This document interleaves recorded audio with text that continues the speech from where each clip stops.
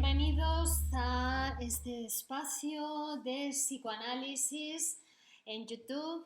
Mi nombre es Virginia Valdominos, soy psicoanalista de la Escuela de Psicoanálisis Grupo Cero y hoy les quiero hablar del fenómeno de la despersonalización, desrealización, a petición de algunos de nuestros seguidores que nos han pedido expresamente que hablásemos de este tema, entre ellos Diario de George H23 o Jorge Sánchez Sasque. Para vosotros en especial va esta explicación de este fenómeno que conocemos como despersonalización, desrealización. En primer lugar, me gustaría deciros que la despersonalización es un síntoma tanto en lo que conocemos como psicosis como en la neurosis. Consiste en una disociación que experimenta la persona por la que la persona percibe como extraños su propio cuerpo, su ambiente o sus propios pensamientos. A menudo las personas que lo padecen lo describen como si se encontraran dentro de un sueño, como si se tratase de algo irreal, esto que están viviendo y experimentando, aunque a la vez saben que esto que viven no es real, ¿de acuerdo? La persona que lo vive puede pensar que se está volviendo loca o que está a punto de deprimirse o de comenzar un trastorno grave. La despersonalización o desrealización puede durar unos minutos y ser un síntoma leve o puede alargarse en el tiempo. Para la mayoría de las personas los síntomas son leves y duran poco tiempo. Para otras personas pueden prolongarse y afectar a su vida diaria, a su vida cotidiana. Todo el mundo vive esta disociación, esta despersonalización alguna vez en su vida, porque es una disociación primordial del ser humano. Sabemos que el aparato psíquico está dividido en una parte consciente y una parte inconsciente de la personalidad y que los mismos mecanismos que llevan a la salud llevan a la enfermedad, que la diferencia entre la salud y la enfermedad es una diferencia de cantidad. Por eso sabemos que esta despersonalización, que es algo que se produce en todas las personas alguna vez en su vida, para algunas personas puede llevar a la enfermedad y en otras personas puede ser algo pasajero con síntomas leves, porque es una cuestión de cantidad sobre cómo se vive esta despersonalización. Esta despersonalización, esta disociación primordial aconteció una vez en nuestra vida cuando se estaba constituyendo nuestro aparato psíquico y esa primera división fue primordial y fue estructural de nuestro aparato, pero después se va a repetir, como decimos, otras veces en nuestra vida. Miguel Óscar Menasa recoge en su libro titulado Freud y Lacan hablados 5 como para Feyerabend esta disociación primordial constituía una esquizofrenia que él decía que era primordial en nuestra vida, ¿no? Que ocurría pues, cuando el niño va a la escuela o cuando va al servicio militar o cuando se casa, ¿no? Y si no le pasa en ninguna de estas coyunturas, si lo ponemos en un bote en el Océano Pacífico con olas de 30 metros, bueno, pues ahí el sujeto se pone esquizofrénico, le acontece esta despersonalización, esta disociación. ¿Por qué? Dice, porque la enfermedad básica del ser humano es esa división de la personalidad en una parte consciente e inconsciente. Para el psiquiatra argentino Pichon Rivière, la enfermedad básica del ser humano era la depresión, porque para no encontrarse con la ambivalencia afectiva hacia un objeto amado, es decir, la ambivalencia amor-odio, para no encontrarse que también el sujeto puede odiar al mismo objeto al que ama, ¿no? Frente a eso se disocia o maneja de alguna manera sus objetos para producir una fobia, una histeria o una paranoia.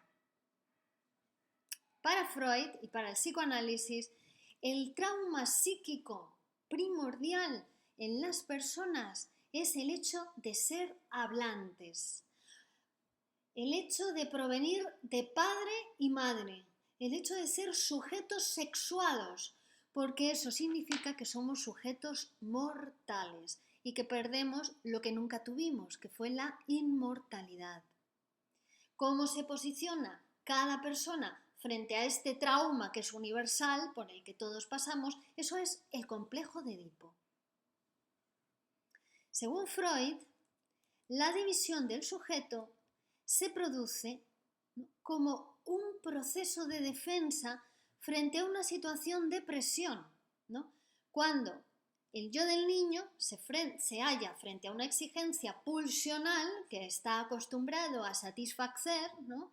Una exigencia, digamos, instintiva que está acostumbrado a satisfacer y que es muy poderosa, pero sin embargo se halla súbitamente asustado por una experiencia que le enseña que si continúa satisfaciendo esa exigencia pulsional, eso va a traer consigo un peligro real casi intolerable. En un próximo vídeo vamos a hablar de lo que es la amenaza de castración y el complejo de castración en psicoanálisis.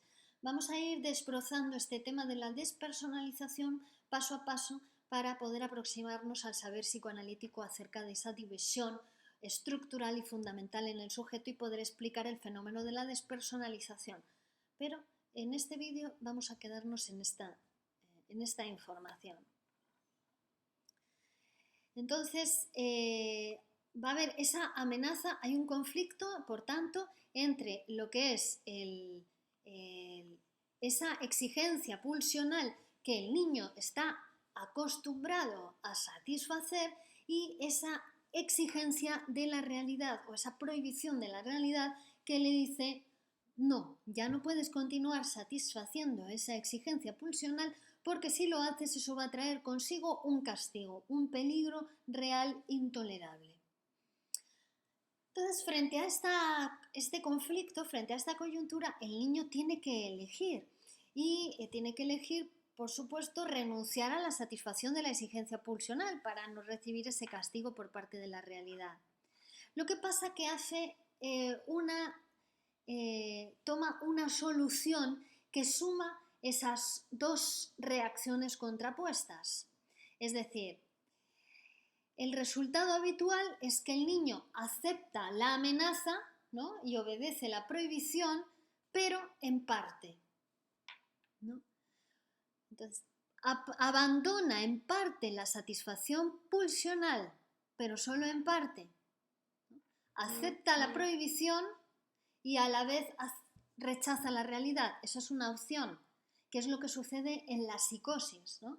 Acepta la prohibición, pero al mismo tiempo rechaza la realidad. Se producen como dos realidades. Eso es lo que sucede en la psicosis. En la neurosis lo que sucede es que acepta la prohibición y a la vez niega la realidad, ¿no? Por lo tanto, este fenómeno de la despersonalización es un fenómeno complejo que en cada paciente se ha producido de una manera determinada, que aunque sea en última instancia producido por esta posición del sujeto frente al complejo de Edipo y frente al complejo de castración, hay que ver en cada paciente porque cada paciente en su psicoanálisis personal va a tener que realizar ese trabajo de autoconocimiento y autotransformación.